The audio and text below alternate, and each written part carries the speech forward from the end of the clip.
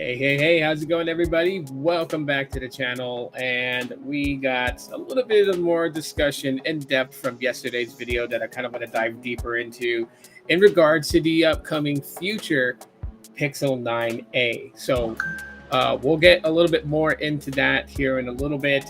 Also, I am going to talk a little bit more about Boost Mobile as well, and just give my thoughts on this whole ordeal of what's going on, as it's, that's probably the biggest thing with Boost Mobile is that it is setting up for quite a bit of confusion every step of the way as it continues to evolve itself into something new. So if you're just joining in on the channel right now for the podcast, I want to say thank you for coming in, and you guys can smash the like button, which really helps out my channel. And before going forward too, just some things for you guys. If you guys want to try out Helium Mobile for 1 month free, you can do that on me. Scan that QR code right there below, or check the description. Link to download the app. If you're on Android, you can download the app and sign up. Use my promo code. If you're on iOS, just download the app in the App Store. Helium Mobile. Sign up. Use my promo code to get your first month for free. And if you guys would like to, totally up to you. But if you would like to, help support the channel directly, there's a QR code in the upper left corner. You guys can use that to send anything directly to me, and YouTube takes no parts of it. Totally up to you, but smashing the like button really helps out. So anyways, enough with that. Let's get into everything. So good morning to all of you guys. Glad to have you guys here. So we're going to be talking Google Pixel 9a. You guys can pretty much chime in if you guys want to. Totally up to you guys if you guys want to get involved and chat. Nonetheless, if you're just listening just to hear what I have to say, no problem at all. I do have an article up though that I do want to kind of put on screen here for everybody. So let me get that kind of moved on. And here we go. So this is from Android Authority, and it should show there in the chat for you guys, link to the article. But nonetheless, as we kind of go through, so let's take a look here. It says exclusive Google Pixel 9a to come with Tensor G4, but an older modem. So this may have people concerned about network connectivity, as that was probably one of the biggest things that was like a thorn in the Pixel 6 and the 6a in its side, was the fact that people complained a lot about network connectivity. And it's quite interesting when it comes down to that, because they've been using the Exynos 5300 modem, I believe, in the 6a, the 7a, and the 8a. And I can tell you guys that with my Google Pixel 8a, my cellular connection has been very good. So I guess that's kind of the reason why in the short clip that I posted yesterday, why I wasn't looking at this as such a bad case or saying that it was detrimental to it, because if my Pixel 8a has really good improvement as far as connectivity, then I don't see what would be such a huge deal or deal breaker, to be exact, when it comes down to it. But nonetheless, so the article kind of goes on and talks about the Pixel A series, just kind of giving everybody like a back history lesson about what the A series is, so people kind of understand its significance and its importance in the ever so growing Google Pixel family. And it gives you kind of ideas of just what's happened and what's kind of gone forward. But then it kind of gets into the new processor, old modem combination here, which it says, quote, as expected, the Pixel 9a codename Tegu. So we got a code name. So we're like steps ahead of knowing that this is going to happen. Google does not put out code names for devices unless it intends to release them, right? So now that we got an official code name for the Pixel 9a, we know that this is coming. And then they say here, continuing on, the code name is Tegu. It is coming with the Google Tensor G4, which we've already seen in the Pixel 9 series. The chip is rather minor upgrade over the Tensor G3, but the change is welcome nonetheless. They go on to basically state that, similarly to the Pixel 8a, the Pixel 9a uses a slightly different version of the G4 than the Pixel 9 series, while the silicon die inside the chip is identical, the plastic package differs. While the regular G4 uses an FOPLP or fan-out panel level packaging, the 9A's G4 uses IPOP, integrated package on package. According to Samsung, IPOP is thicker and hotter than FO or FOPL, what people are calling it, but FOPLP. But it is also cheaper, which explains the decision. In practice, the performance differences shouldn't be huge, and the chip should still be a reasonable upgrade on last year's model, which is the Pixel 8a. I'm getting all kinds of notifications here. Hang on.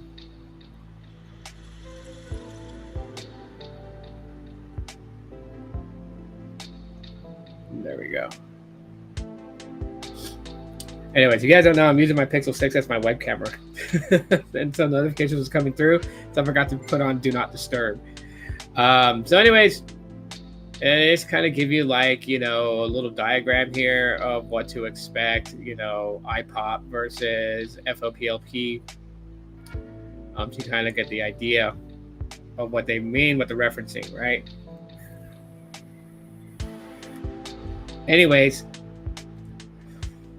so they continue on here saying, while the Tensor G4 wasn't a huge upgrade to the Pixel 9 series, the new modem that was added alongside it was. The Exynos Modem 5400 has features such as satellite SOS, support for 5G, 3GPP REL 0.17, but more importantly, it runs considerably more efficiently and is cooler as a result. So this is where the big iota comes from, right?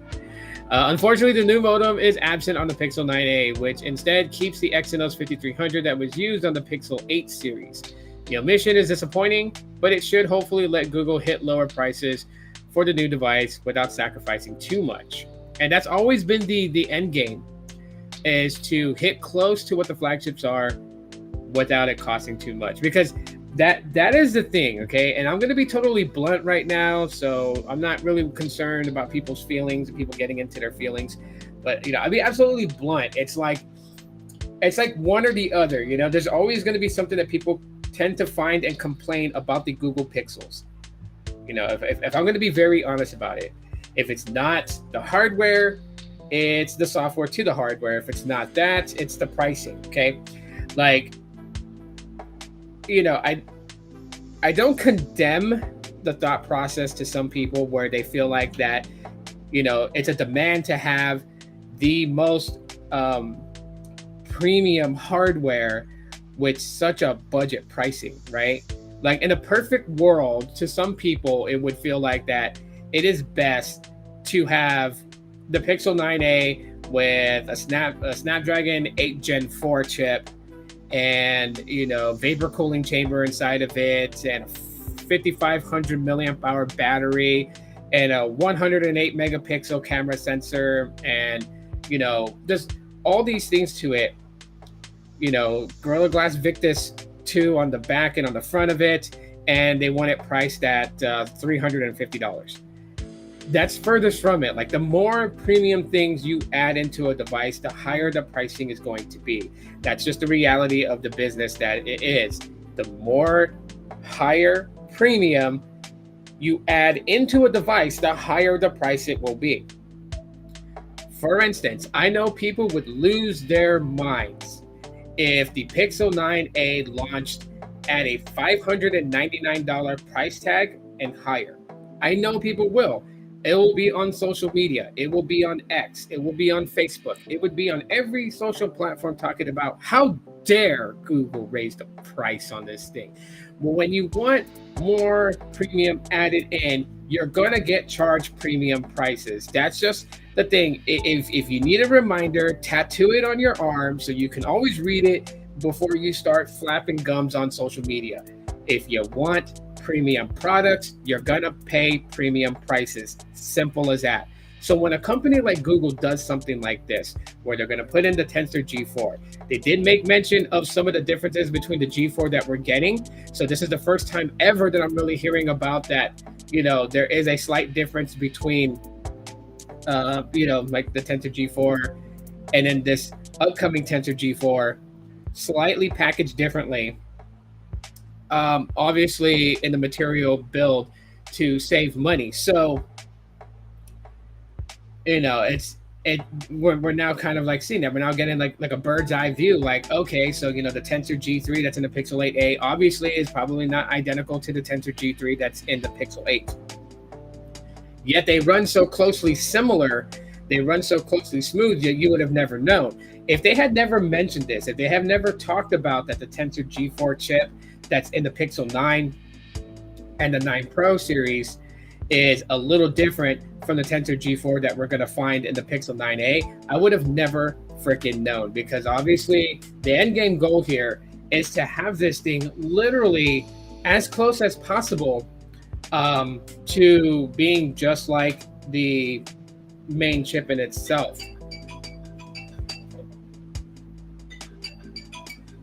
Give me 1 second.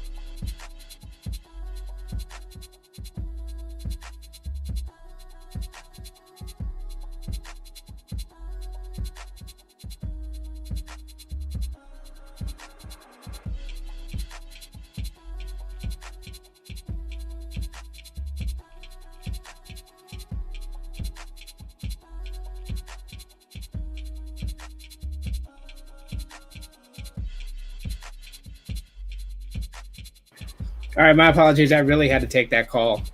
Anyways, yeah. So, where was I on? But yeah, as I was saying, you would never know the difference. I would have never known the difference. The way that they perform and function, it's pretty solid when it comes to just the optimization of the software and everything on the hardware. So I would have never known. And now that we have this diagram, what up, Sneed? Now that we have this diagram that basically shows us that there is actually going to be a difference between the Tensor G4 and the Pixel 9a and the Tensor G4 that's in the Pixel 9 series, just has me pretty much like kind of blown away. But then at the same time too, I think that's not going to be the issue that people are going to have with the Pixel 9a that I can see a lot of what people are going to be complaining about. It's going to be that the 9a is going to get the Exynos 5300 modem, whereas the Pixel 9s have gotten the Exynos 5400, which shows slightly better improvement in connectivity, as well as the satellite SOS capabilities. The Exynos 5300 doesn't have that. So that means that the 9A will not have any type of like emergency satellite connection off in rural America anywhere. And I can see people complaining about that, but then I'm also going to be brutally honest here. Like, those that I see complaining about it are going to be those that actually don't use it. And that's been like the thing about it when it comes to judging Google Pixel devices. It's been that way for so many years. It's like people will judge and say it doesn't have this and it doesn't have that. So how dare they charge flagship prices? Are the same people that, like, when they do get the Pixel, it's like photo software. And it's like, okay, but what about the thing that you complained about so badly that was so important, And I feel like that's going to be one of the things, is that people are going to have a reason to shit on the Pixel 9a just by literally saying, oh yeah, it can't do the satellite thing. It can't connect to a satellite and send an emergency message. So it's a terrible phone. It's the worst phone in the world. And there are same people that like don't ever really leave their apartments, don't ever really leave out of a metro city area to even actually utilize the thing. So it's like, people will always have what they feel like, is important to them in a smartphone, and they will go and spend their dollars on that. That's what we absolutely know. And it's always been my understanding of being on YouTube and creating content about tech, is that I'm not out here to influence people to buy a product. I am out here to, to basically tell people what the product can do and leave it up to you to decide if you're going to spend your dollars on it or not. That's always been my focal point. If it doesn't fit what you need, then you don't need to freaking buy it. Oh God, man. Hold on one sec.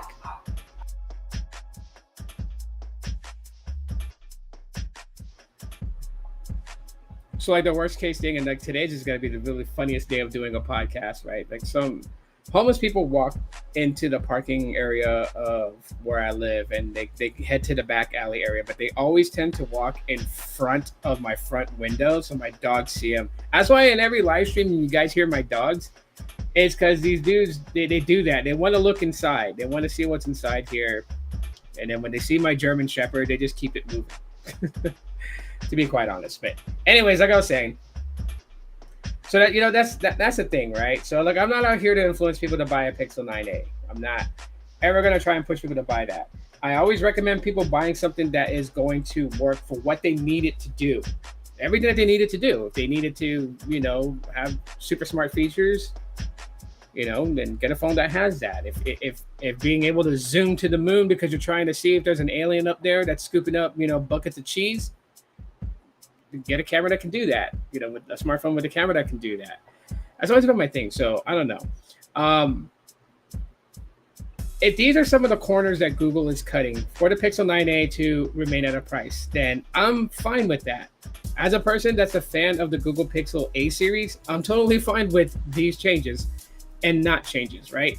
The 5300 on my Pixel 8a, I'm connecting to the network just fine. I'm not having any issues, not having any calling issues, not having any data connective issues. So I'm fine with it being on that. I thought your dog was complaining about the Pixel 9a. Nah, it wasn't. But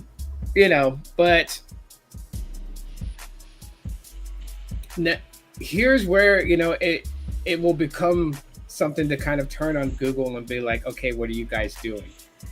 If this is true in fact, okay, I can see a $50 price increase. So from it going from $499 to $549, but $599 and higher, no, because now that we know that the Tensor G4 we're getting in the Pixel 9a is not exactly the same one that's in the Pixel 9 and 9 Pro, means that they probably did this with the Tensor G3 and the Pixel 8a. And they probably did this with the G2 and the Pixel 7a, and they did it with the G1 and the Pixel 6a. More than likely. Like, I'm so interested now that I'm actually going to be doing research to find out if the silicon inside each of the A series chip is slightly different than the flagship ones.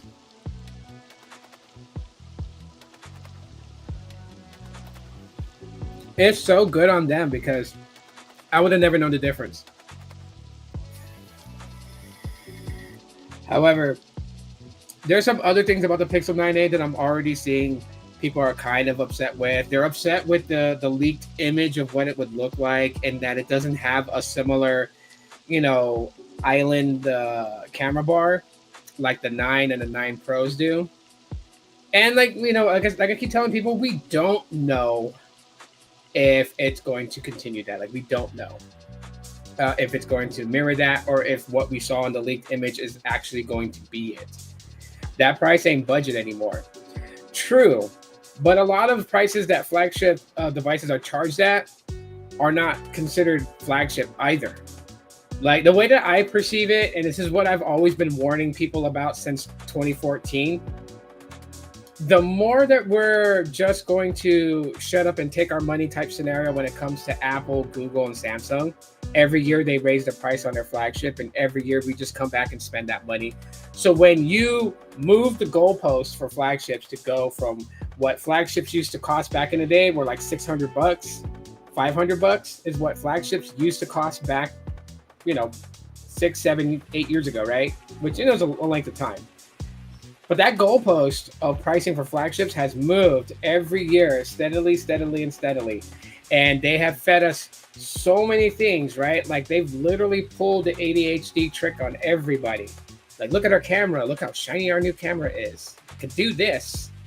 It can zoom in and get you a shot of the moon and the moon's surface. We lost our minds for that. Oh yeah, this is a phenomenal phone. Look, it's got a flexible display and folds.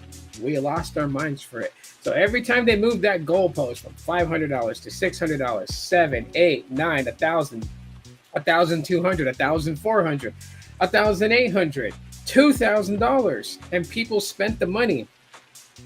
We kind of forgot that when they moved that goalpost for flagships, we never thought to even think that they would start moving the goalpost for mid-rangers.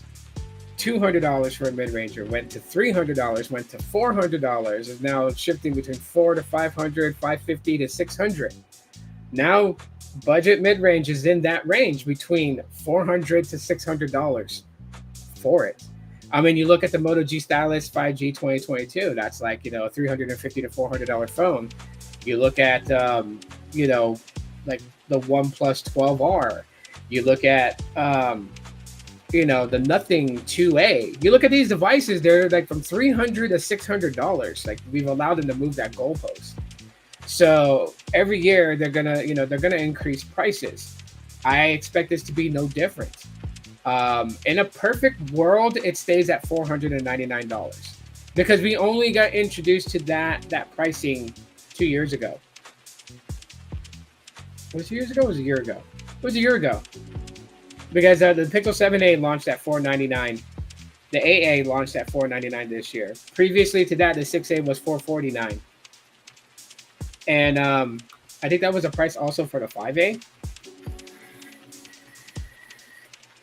So in my opinion, in a perfect world, it stays $499. And if it stays $499 with these specifications so far of what we know of, having the Tensor G4 iPop version rather than the FOPLP. Well, I'll just call it FPOP, just so that way it's more simpler. iPop versus FPOP. If it's, a Tensor G4 iPop version, which is a more cheaper version than the actual one that they use for the G4. And if it's using an Exynos 5300 modem, at $499, I'm okay with that. I'm okay with that because then, when there's deals and stuff like that, it's going to drop to, $450, maybe as low as $400. If we're lucky, we can get it down to $350 on sales, deals, specials,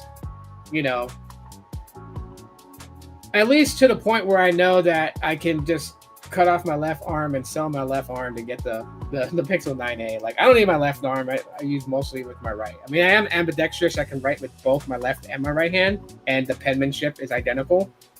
I don't know how I did that, but I've been doing that, since third grade. But I am predominantly right-handed. So take my left arm, whatever it may be. Acers is for those that want the Pixel experience but didn't need the premium hardware. Yeah, absolutely. Absolutely, that's what it is. Absolutely. And I just know, being on YouTube and the amount of years that I've been on this platform, I've been following various people who also make content on this platform. I've learned people's habits and patterns of their emotions and everything. Something like this would just get someone to take to Twitter to complain about it. It's not going to be a good phone. It's got the Exynos 5300. Like, why couldn't they do this? Like, it's almost, and it's so sad that, I have to poke fun at it because while I would love to have the best of everything at such a small price, I'm not oblivious to business and how they're going to do things. Sure, I would love the premium of everything packed into a smaller form factor phone and sold for only $499. Like, sure, why not? Who would say no to that? Not I, said the cat. Not I, said the dog. But realistically, the expectations of having such premium things into a phone and then expecting them to price it down to so small is just mind-boggling sometimes. Like, there's the 9 Pros. If you really want an all-glass body with metal rails, if you really want the highest of the higher ends, then go get the flagships. Like, do what it got to take. Like me personally, I look like this. Like if people are like, well, I can't afford it, my day-to-day budget and what I make from work doesn't allow me to get a flagship phone. My thing is, if you really want the flagship and so badly, maybe yeah, you can't get it right away, but maybe on your paycheck you should put some money aside. So if you're somebody that collectively gets paid every 2 weeks, and maybe out of all your spending on what you have as far as like your bills and things like that, whatever you have left over, say with your leftover money that you play around with, it's enough for you to eat out maybe 4 times every 2 weeks, right? So twice a week. Then maybe don't eat out twice a week and stuff that money in a jar and mark that as your Pixel 9 savings. Save the money, save it up until you can buy it. Um, Donate plasma if you really want it that bad. I mean, there's always plasma centers that are looking for new people. Go in there, get hooked up. You sit down, play a game on your tablet or your smartphone for like however long it takes for them to cipher your blood out and separate your plasma from your blood and feed your blood back in. And do it a couple of times, and within a couple of months, you'll have enough to buy the phone. Like, to me, I'm just always like, the expectations of a budget device to be premiumly built has always just baffled me. But again, you know what? Like, it's not such a big a deal because people can take to social media and complain and complain and complain. It won't change the fact of what the reality is. So, yeah, that's that's what it is. But as I stated, now that we have a code name for the Pixel 9a, which is codenamed Tegu, I'll type it in the chat so people can see what the code name is. Actually, I'll probably just do it this way. That way it just doesn't look so random, just a name by itself. But, oh gosh. Here's my cap. There we go. I got a new wireless keyboard. But anyways, so that's a code name for the Pixel 9a, Tegu. And it'll be pretty interesting. It'll be pretty interesting to see what comes down the road with the Pixel 9a and how much of the rumors is true. Because you got to remember too, like, it's so early. These are things that is being shared as insider information being shared outside. But yeah, at the end of the day, until it's released, we won't know. And if you want to know what a Tegu is, I guess it's a lizard. I wanted to know because Google tends to name like their devices, their code names after like fish or something like that, right? Like they had like redfin. They what was it? The Nexus 6 was Orca, I believe. It's coded. Oh God, I don't remember all the names. I gotta do that one day for fun as a video. But yeah, it's a Argentinian black and white lizard. Let's see. Are they poisonous though? Doesn't mention about them being poisonous, but they're a type of lizard. Go figure. People want foldable phones, $800 flagships for $500 budget for $200, but also want all of the phones to have the same of everything. Yeah, it's unrealistic expectations. And you know what? Like, we can dream. Hell, we can always dream. There's nothing wrong with dreaming, but when you take to social media and you have like an emotional breakdown because it didn't go the way you wanted it to go, that's going a little far. That's kind of like, if I can see everybody in person that was behaving that way, I would sit down with I'd get like a cooler and stuff a bunch of Coke bottles inside of it, chill them down real nice and iced, and then just come up with my cooler, sit down, pop an ice cold Coca-Cola open, hand it to them, give them a hug. Hopefully they'll actually get their Coke and smile. I would do that. I mean, yeah, I'm weird like that. So anyways, give me a second. I gotta grab something real quick. my battery in my mod died, and I forgot to put the other one to charge. So hold on. Well, not to charge, but I forgot to bring it here. Just give me 1 sec.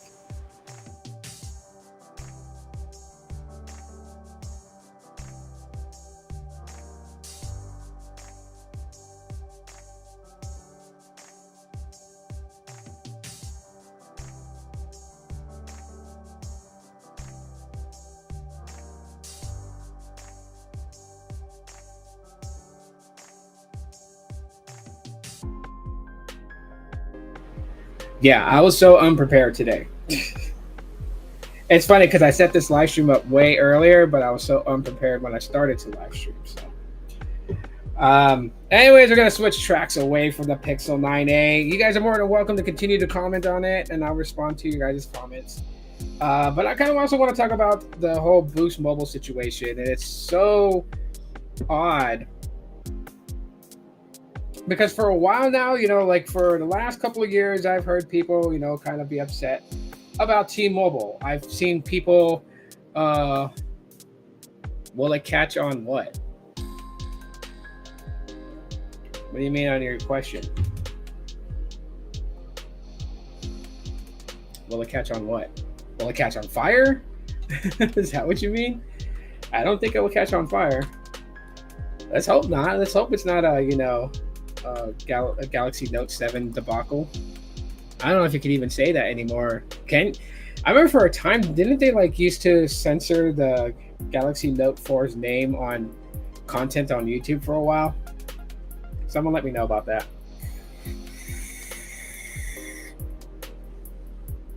Anyways, so little by little, I have some really good sources that have fed me information regarding as far as the whole Boost Mobile thing, right? I was told ahead of time as to when you'll be able to go into a Boost Mobile store and do a network switch. Also, that Boost Mobile stores would be able to assist postpaid customers. I've been given that information, and I've been sharing it. I've been sharing it here on YouTube. I have the former Boost Infinite group, now just known as Boost Mobile.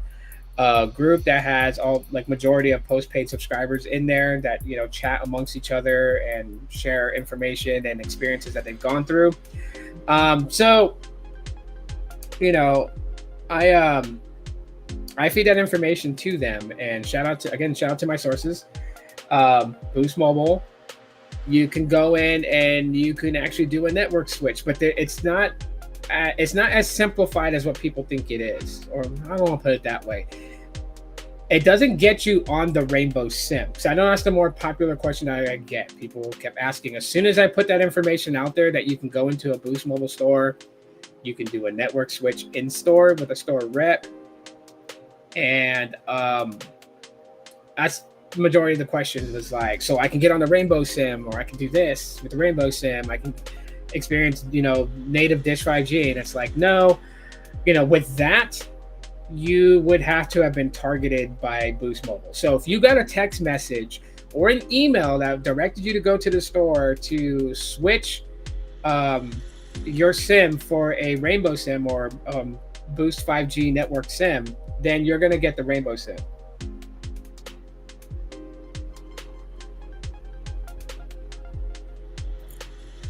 However, if you go into the store and you're you want to switch to the AT&T Black SIM card, you can do that now.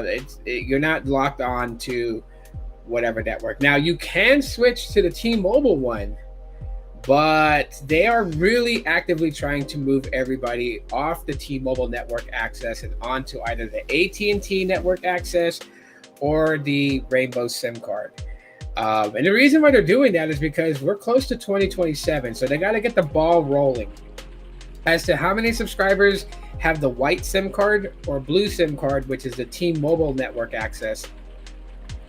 It's not in a perfect world it would be, but we're not in a perfect world. So it's not like that, they can say, oh, go to a Boost Mobile store today and get your upgraded SIM and activate it. And everybody with a white SIM or a blue SIM is going to listen and just all go to the store simultaneously at the exact same time. There are some people who have tried, Boost Infinite, aka Boost Mobile, have tried the AT&T network access because they were automatically assigned to it.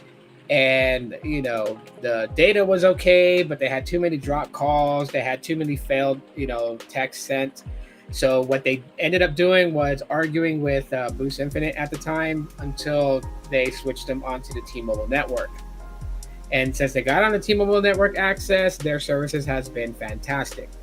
One of the biggest things that they're worried about right now that I've noticed from a trend with these Boost Mobile postpaid customers is if they're happy on the T-Mobile SIM, are they going to be forced over to the AT&T?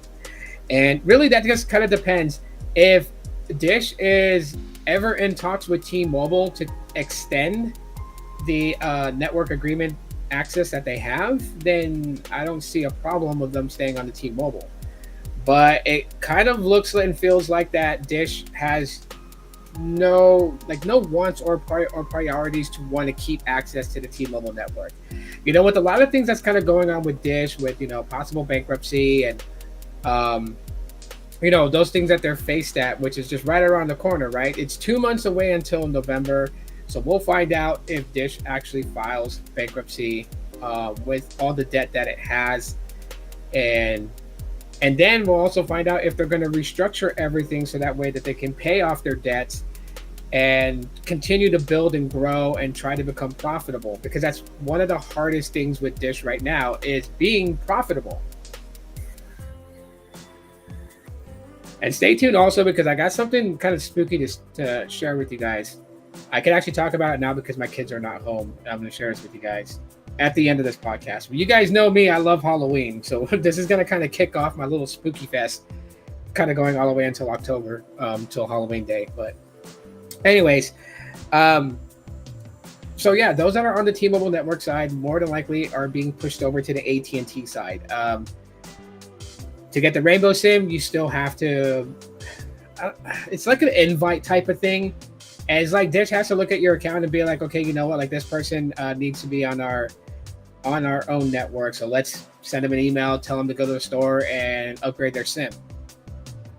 Because of my wife's line, she had an original SIM card from when Boost Infinite was in beta. So her SIM card she activated was in December of 2022.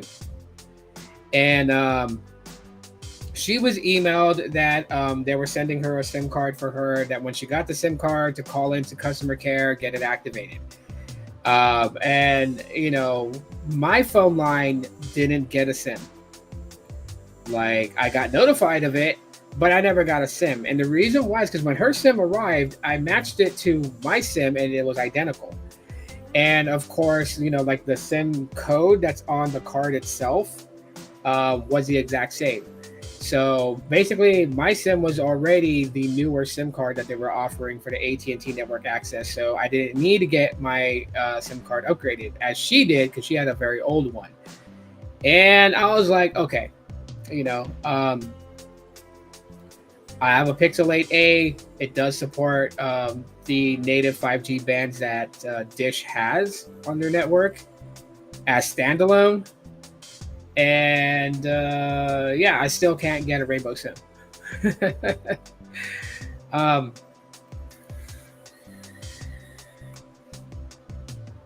So yeah, you have to be invited, I guess, in a way. You have to get an email that tells you, to upgrade to the Rainbow SIM and go to a Boost store. But the thing is that Boost mobile stores are able to do it. A couple of people in my group page have mentioned that store reps are turning them away. And it's like, look, and this is not just Dish, so don't just think like, oh, Dish is so horrible, their own people don't know. This happens to T-Mobile, this happens to AT&T, this happens to Verizon. But certain things that happen, company-wide decision, takes a while for it to roll out, because you got to remember that these are people working in these stores. A guy can work in a Boost store, he may not be the franchise owner of that store, but he could be like an employee or a manager. But anyways, they may not know that they're able to service Boost Mobile postpaid customers because they did not read their emails, they did not do the corporate training, there's training module videos that they have to watch on their downtime because some Boost Mobile stores are so empty. There's not anyone in there really occupying the employees' time. So you see them kind of standing around, and this is what I've noticed as a trend with Boost Mobile store reps. You see them standing around on their iPhones, just literally doing social media. Some reps even do YouTube. They start recording content while they have downtime in the store. And absolutely none of them have ever mentioned of catching up on training modules. So it tells me that when it comes to training modules that are sitting and waiting for the rep to actually do, because they have to do them, they have to sign off that they did them. And they end up on a list of reps that didn't do the training if it's past the deadline to do them. So, yeah, they just wait till the last minute to do the training. So if you walk into a Boost Mobile store and the rep's like, oh, yeah, no, we don't do that. You have to call customer care. You have to get it done over the phone. No one's trying to deceive you. That rep's just probably unaware. Now, you could be what I like to call the professional dick who's like, would literally tell the rep like, oh, maybe you haven't gotten the training on it because this was announced a couple of days ago. You should be aware of this, and then have them look, because when they look on their profiles to see what training modules they have to do, and they'll find it. And you'll know they'll find it because they'll have that look of concern like, oh my God, the customer knew before I did, kind of embarrassment look. Yes, I call that the professional dick, because you're not trying to be a dick, but no matter how you slice it, you're going to come off sounding like a dick. So you could be that if you want to, or you could just go to a different store and tell them the same thing and see what they say, and hopefully they're trained on it. But as far as I know, from my sources are pretty credible, Boost Mobile store reps can service postpaid customers, network switching from T-Mobile access to AT&T access, vice versa, and those that have the email or text to get a Rainbow SIM will be activated on the Rainbow SIM. All the stores that put out the SIM should not be charging you. You should not get a charge fee for the SIM card, because the process of switching people from the T-Mobile access to the AT&T access, Dish is covering that cost. So stores will be reimbursed for the SIMs that they use for these network changes. And another thing to keep in mind is that you can only do 2 a year. So let that marinate for a second. You can do only two in a year. So if you attempt to do it again, I'm not sure if it's a charge to do it for a third time, or if they just tell you like, nope, you got to wait a whole year before you can change. Kind of like what they were doing with the new plans, like the $25, the $50, and the $60 plan. If you switch from the $25 to the $50 plan, technically you're supposed to stay on that plan for 6 months before you can downgrade back to the $25. It may be a limitation like that. I'm not entirely sure. So, but yes, the end game goal for Dish is to get those with the T-Mobile network access, whether you were subscribed to Boost Infinite and you were assigned the T-Mobile network access, or you did it through the Amazon storefront when they were running it, where everyone that signed up for Boost Infinite through Amazon got the T-Mobile network access SIM. Or if you're a previous, well, not previous, but a long-term Boost Mobile prepaid customer that was given the new SIM after the Sprint T-Mobile merger that allowed you to basically run your phone line on the T-Mobile network. The legacy Boost Mobile prepaid is what it's called. If you have the SIM from those days, you will be migrated over to the AT&T. That's just the way of it. And T-Mobile and Dish have never played nice with each other. There's a whole lot of history between them since the Sprint T-Mobile merger. Even as far as T-Mobile trying to poach legacy Boost prepaid customers. I don't know if you're a Boost prepaid customer, you ever got a text message that's, gave you an invite to port your number over to Metro by T-Mobile and get a special savings or a special deal. T-Mobile was on some next level fuckery after the merger happened, which it didn't seem right to me for them to do that, because they pretty much got gains out of merging with Sprint, or actually absorbing Sprint more than anything, because T-Mobile still remains, Sprint is gone. But I always thought, that they got the bigger gains out of it. So for them to go as far as to try and poach Boost Mobile prepaid customers, I thought that was just like, getting on their knees and freaking, speed jab, hitting the speed bag, but busting basically dishing their nuts technically. That was a pretty sad case. Yeah, so that's my thoughts on Boost Mobile and the SIM changes and why. 2027, if they don't renew or extend their network access to T-Mobile, then they won't have that access anymore. So just keep that in mind. You guys can Google search, the whole deal with the T-Mobile and Sprint merger and what the FCC mandated as far as not only making Dish the fourth carrier, but also what T-Mobile had to do until Dish got their network built up. We got a little bit of time left in the podcast. You guys know I normally run it for about an hour, so we got like 15 minutes. So I'm gonna share with you guys something a little creepy. Okay, I'm not trying to blow smoke up anyone's ass, and I'm not trying to give people the heebie-jeebies or anything like that. But I do want to talk about this because it's a total mind fuck, and my kids are not home, so I don't need them to freak out. But anyways, they're you know what? Let me see if I can just get sort of a visual for you guys to see, so you guys know what I'm talking about, because it's probably like knockoff.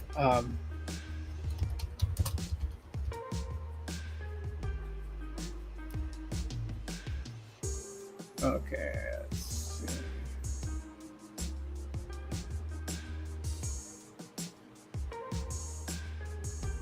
No, I don't want to watch it.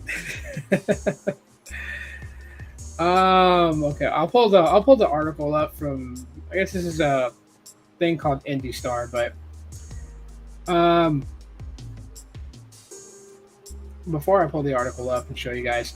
So my youngest daughter and I, we love horror movies. We love watching things that have to do with the spookiness. Like I said, Halloween is my favorite time of the year. I enjoy it. I love it. Um so we already started watching some scary movies mid-August, and the festivities rolls into September and rolls into October, and so I was on TikTok about 4 days ago, and on TikTok there are people who tend to like give you like movie suggestions. Like they'll take like a small clip of a movie and they'll green screen it with them over it, and they'll tell you like, you guys check out this movie, and then they'll like let that little clip play, just kind of like tease you into wanting to watch it, and then they'll give you their thoughts before ending their little TikTok video. And I saw one on a movie. I seen the movie on Tubi TV. That's where it's on right now. I'll put that in the chat. But it's called, the app is Tubi TV. And you can probably find it on any other streaming platform. I don't know if it's like for rent or whatever. I digress from that. But so there's this it's a documentary movie. It's called Demon House, and I thought it was gonna be pretty cool. Zach Baggins, how you pronounce his last name, sorry if I butchered it, but he had a show on the Travel Channel, like a paranormal show, and so I recognized who he was, and I was like, oh, okay, cool. Well, he talked about like he bought what was known as the Demon House, which is a house in Gary, Indiana. And I thought it would be a cool thing for me and my kids to watch. So I'm like, oh, okay, cool. So, I made plans to watch a movie with my daughters yesterday because they had a short day of school. Like every Wednesday is like half day for them. And so, we were getting ready to watch the movie. I start, Google searching things on it, right? Like I wanted to know like reviews. Is it decent to watch? Did people get scared? And I started seeing people's testimonies of the movie, and they were like, it gave them the heebie-jeebies. It made them feel a certain way. So I was like, okay, are they hyping up the film or what? Like I was just like being skeptical about it.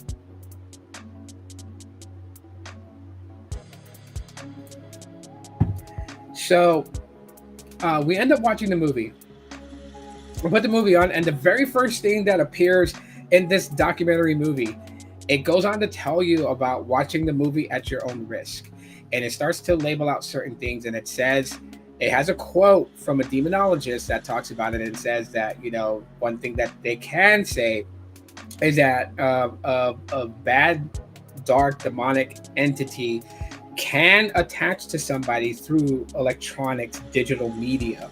So it was like warning people, like, to watch at your own risk, basically stating that, whatever was that movie was about could end up latching onto you through just watching it.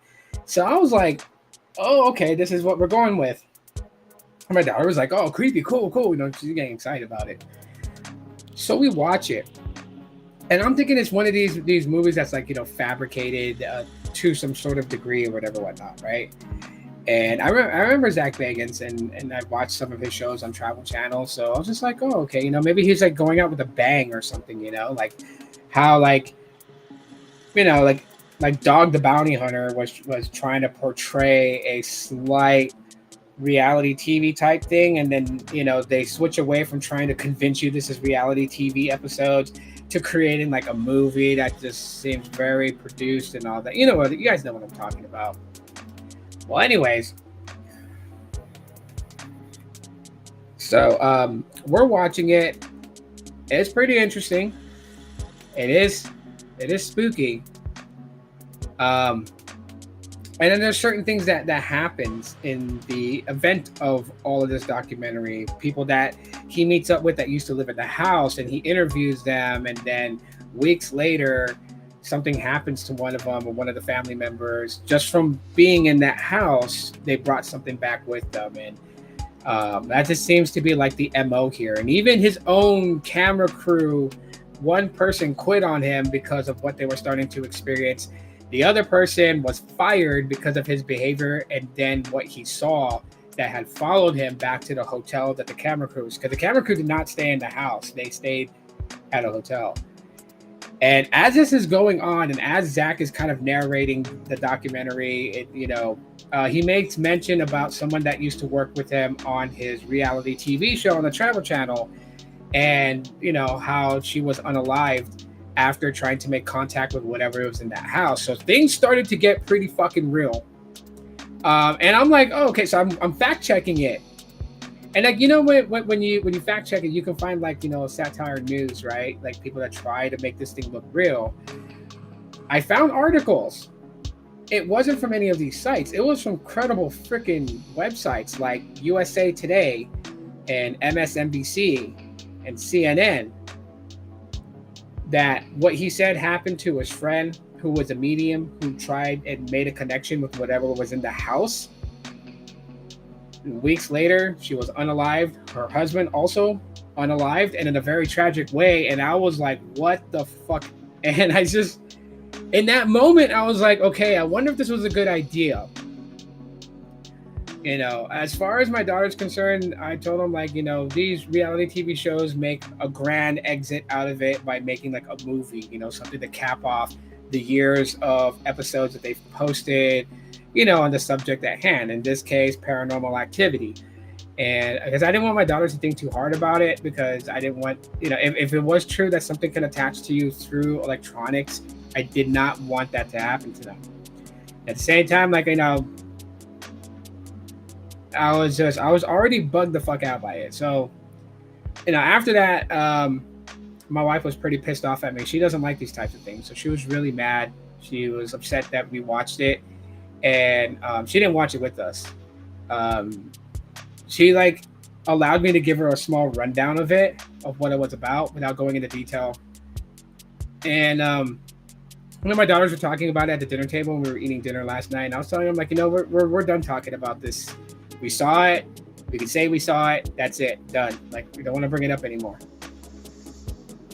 So I guess, how it really messed with me or whatever is just, when you get scared out of your mind about things, like you start to notice things, maybe things that you wouldn't have noticed if you were like just in your normal state of mind. And that's what I'm going to call it. I'm not going to say anything else weird other than the fact that, there was weird noises in the apartment last night. I just like, I don't know, I guess my sense of hearing just like went from normal to like times 1,000,000%, because everything I could hear in the house, and it was really starting to mess with me. And so I kind of prayed to my mom, And I told my mom, like, hey, if something is around me that shouldn't be, if you could, you know, help me protect the kids, I would be forever grateful. I prayed to my longtime best friend. I prayed to my wife's best friend. Because we lost them in the last couple of years. So I figure, if they're spiritually around, to kind of keep their hand over us, keep an eye on us. Um, you know, Prayed to Jesus. I prayed to God. It's the first time something like that really made me kind of want to reach out. And no, nothing's happening right now. There's nothing happening right now where I'm at. Not hearing anything. This microphone's pretty good at picking up sound all across the apartment. So I'm not hearing anything weird, not hearing any voices or nothing like that. I'm totally okay. Um, but this is one of those things that I'm just going to warn people. If you're interested in this, and let me bring it up now. I would really, really strongly suggest to watch at your own risk. Honestly, well,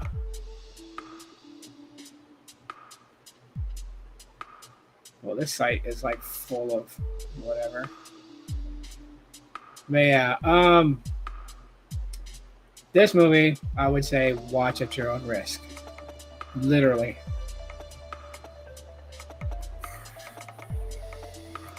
Why does it keep skipping forward to this? Don't want it to go to that. Yeah, but this article pretty much talks about it, and this is from 2019. So like when he bought the house, he's been investigating the house since 2011, and I think a lot of the footage was from like 2014 to 2015. And sad case is that the host of the documentary, Zach, entered into something that was like when he came face to face with whatever it was in that house, and he got permanent eye damage.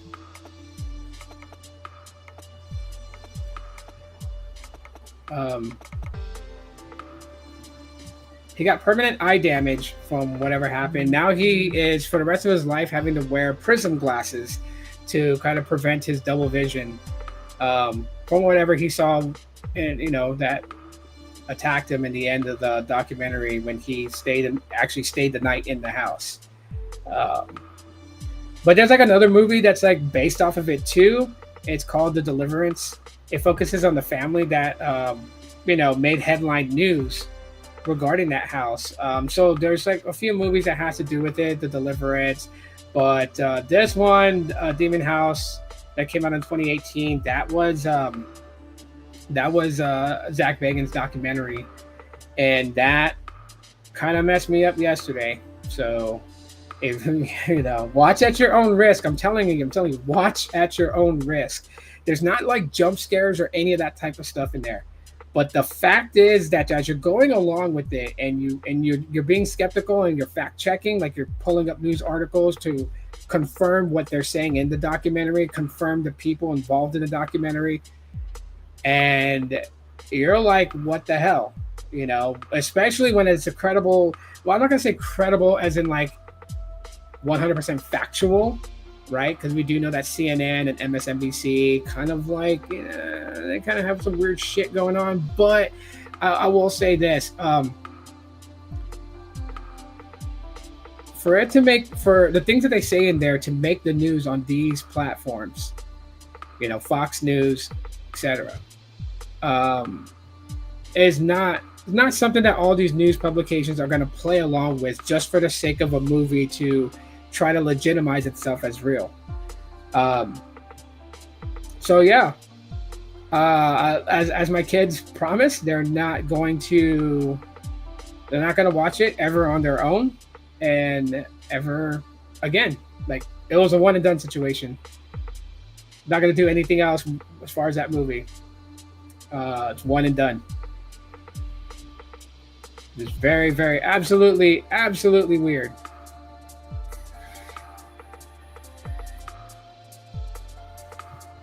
But yeah, that's what the movie's called. It's this right here. That's like the cover of the DVD, or but yeah, it's like an hour and 51 minutes long. and it'll mess you up. As for me, I continue to pray. I continue to have, um, yeah, it's it's weird because I'm talking about it on an open live stream, right? And it's like nothing happened to me, and I'm thankful that nothing happened to me. Um, but I am leery about it, and I just had to get it out of me. I just had to say something about it. So I figured I would share that with you guys at the end of the podcast. And since you guys know, like, if you choose to watch it, you choose to watch it. I'm not telling you guys to watch it at all, but you will be surprised if you are to whip out your phone while watching this thing and start fact checking certain things that they talk about. And you will find news clippings. You will find